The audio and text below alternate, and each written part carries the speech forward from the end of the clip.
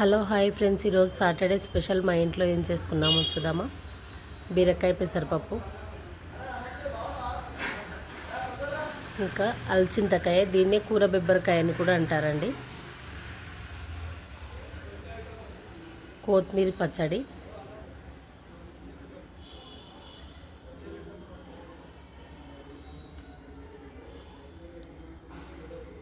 ఇంకా పాపడాలు,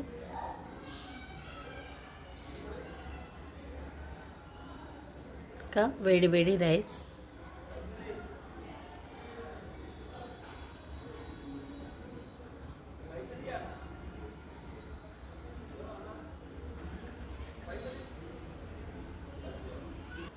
ఇంకా పెరుగు. ఎవ్రీ సాటర్డే మా వారైతే ఫాస్టింగ్ ఉంటారండి, కాబట్టి వారు ఆ రోజు భోజనం ఈ విధంగా పూర్తి చేస్తారు.